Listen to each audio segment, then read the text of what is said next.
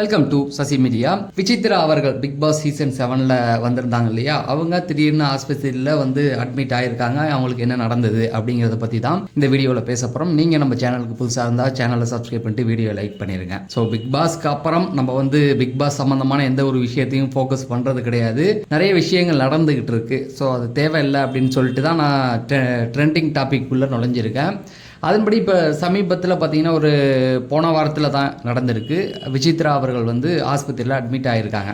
விசித்ரா அப்படின்னோடனே நமக்கு ஞாபகம் வருது, அதே போன வாரத்தில் தான் பிரதீப் அவர்கள் பற்றி, குழந்தை ஒய்ஃப் பற்றிலாம் சில விஷயங்கள் வைரலானுச்சு. இந்த பிக் பாஸ்லேயே ரொம்ப மறக்க முடியாத ஒரு பிக் பாஸ் அப்படின்னு சொன்னால் அது 7வது சீசனை சொல்லலாம். முதல்ல கமலஹாசனையே அது காவு வாங்கி விட்ட சீசன்னா அதுதான். அது என்ன கமல் சார் மேலே ஒரு தப்புன்னா, அவர் சீசன் பார்க்காம ரொம்ப பிஸியாக இருந்தார் அந்த டைமில்.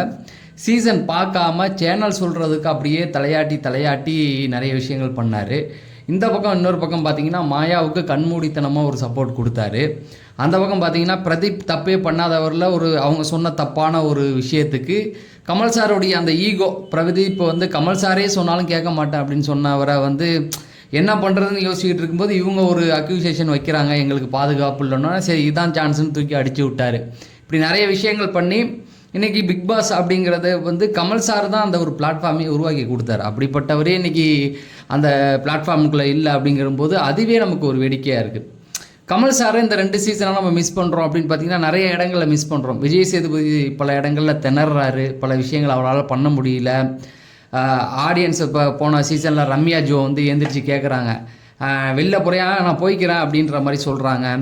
ஒரு சிலர் எதிர்த்து பேசுகிறாங்க. ஒரு சில ஆடியன்ஸ் அவர்கிட்ட நீங்கள் ஒருத்தருக்கு ஓவராக சப்போர்ட் பண்ணுறீங்கன்னு அவருக்கு மூஞ்சிக்கு நேராகவே சொல்கிறாங்க. விக்ரமுக்கு வியானாலாம் சொன்னதை பார்க்க முடிஞ்சது.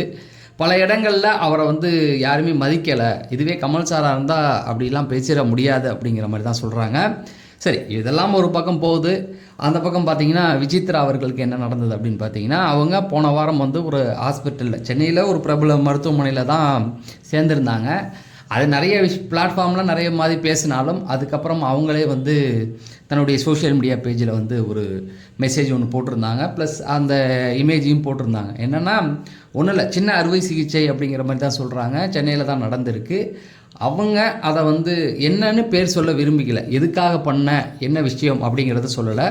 பட் ஒரு சின்ன சர்ஜரி மாதிரிங்க அப்படிங்கிறத சொல்லிட்டு இப்போ நான் நல்லா இருக்கேன், என்னுடைய குடும்பம் சார்ந்தவர்களும் எனக்கு ரொம்ப உறுதுணையாக இருந்தாங்க, சப்போர்ட்டிவாக இருந்தாங்க அப்படிங்கிறத அவங்க சொல்லியிருக்காங்க. விசித்ரா அப்படின்னும் பொழுது 90 காலகட்டங்களில் கவர்ச்சி நடிகையாக சினிமாவில் பார்த்துருப்பாங்க. அந்த பிக் பாஸ் அவங்களுக்கு ஒரு மாற்றத்தை கொடுத்தது அப்படின்னா விச்சி மம்மி, அந்த இளம் தலைமுறை இந்த பசங்கள்லாம் அவங்கள அம்மான்னு கூப்பிட்ற அந்த ஒரு சில விஷயங்கள்லாம் நெகிழ்ச்சியாகவே இருந்தது அந்த டைமில்.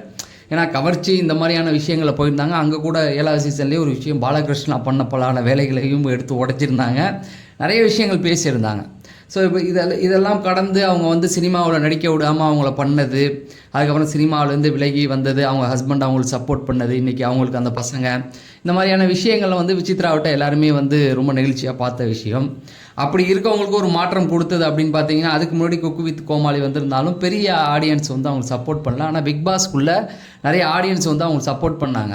முக்கியமாக விச்சி மம்மின்னு அவங்களுக்கும் ஒரு ஃபாலோவர்ஸ் இருந்தாங்க. அந்த சீசன் முடியும் பொழுது பார்த்தீங்கன்னா அவங்களுக்கு ஃபேன்ஸ் மீட் வச்சுருந்தாங்க.